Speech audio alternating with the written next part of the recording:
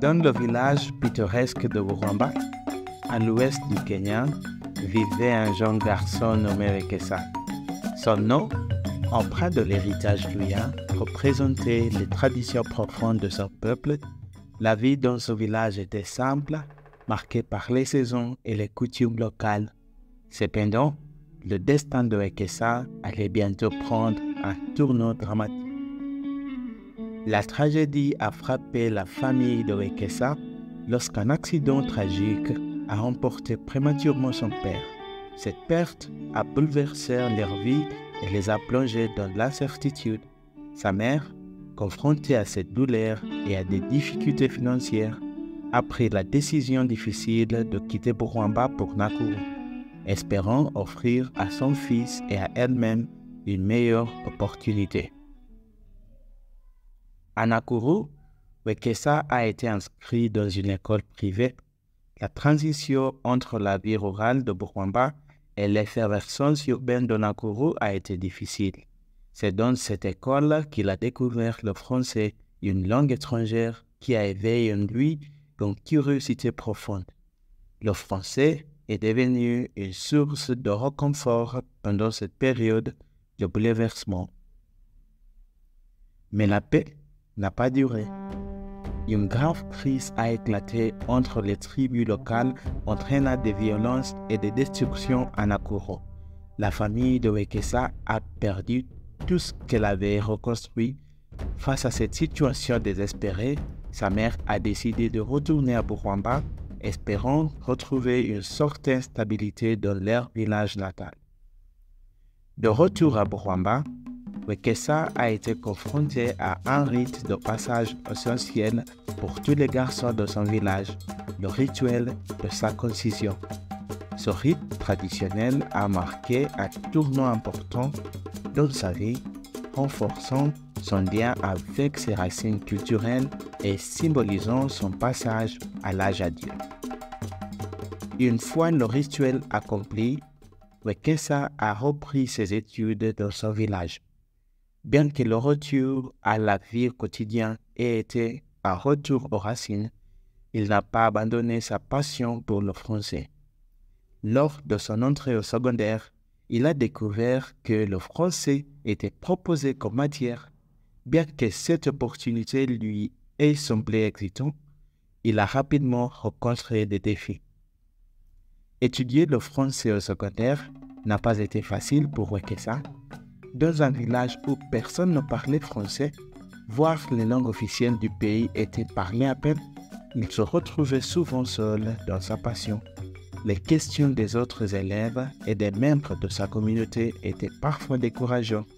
Lorsqu'il a annoncé qu'il allait étudier le français, ses camarades de classe ont réagi avec scepticisme. Wafula, son camarade, lui a demandé « Pourquoi tu veux étudier le français ? À quoi ça sert dans notre village ?» Une autre élève « Avec qui vas-tu parler au français ? Les poules et les chèvres ? Elles sont plutôt muettes en français. » Les critiques ont continué à affluer et Wekesa devait faire face à des commentaires décourageants de la part de sa communauté. Un jour, un vieux homme de sa communauté lui a demandé « Pourquoi perdre ton temps avec cette langue étrangère? La seule chose que ça va t'apporter, c'est des maux de tête. » La manque de soutien et de mentorat était palpable. Son professeur de français était son seul soutien, mais il ne pouvait pas toujours compenser le manque de guidance et d'exemples concrets, étant lui-même juste un professeur au village. Les critiques continuaient parfois avec une touche d'humour. Malgré ces obstacles, Wekesa a persévéré. En 4e année de secondaire, son professeur de français, impressionné par son dévouement, l'a encouragé à participer à un concours musical francophone.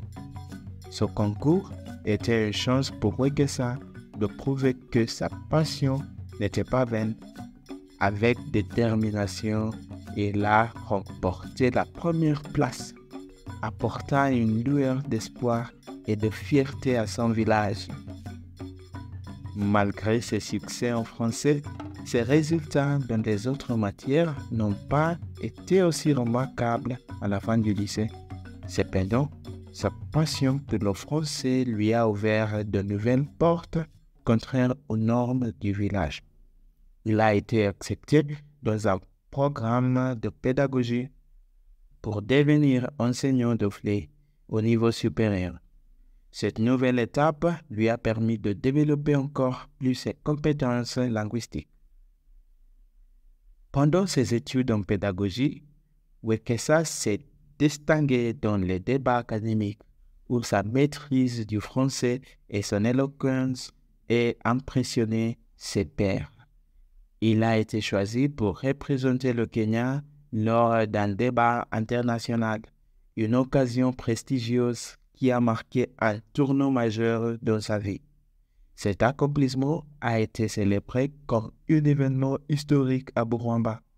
Le village, fier de son représentant, s'est rassemblé pour fêter cette réussite exceptionnelle, apportant joie et espoir à tous les habitants. Un voisin a témoigné: quand Wekesa a commencé à parler français, je pensais que c'était une folle. Mais aujourd'hui, je suis émerveillé par ce qu'il a accompli. Il nous a montré que les rêves peuvent vraiment se réaliser, même quand tout semble contre nous. Les honneurs reçus ont attiré l'attention des sponsors qui ont offert à Wekesa la possibilité de suivre un cours en interprétation. Lors d'un voyage en avion pour une conférence internationale, Wekesa a découvert le monde de l'aviation, un domaine qui l'a profondément fasciné. Il a décidé de se former pour devenir agent de bord, un rêve qu'il n'avait jamais osé envisager auparavant. Après avoir terminé sa formation avec succès, Wekesa est devenu le premier de son village à travailler comme agent de bord. Le jour de son premier vol a été un moment marquant pour Burwamba. Le village tout entier s'est réuni pour célébrer ce moment historique. Wekesa, désormais voyageur, est devenu un symbole de réussite et d'espoir pour sa communauté. Et comme Eliud Kipchoge le dit, aucun être humain n'est limité. Merci.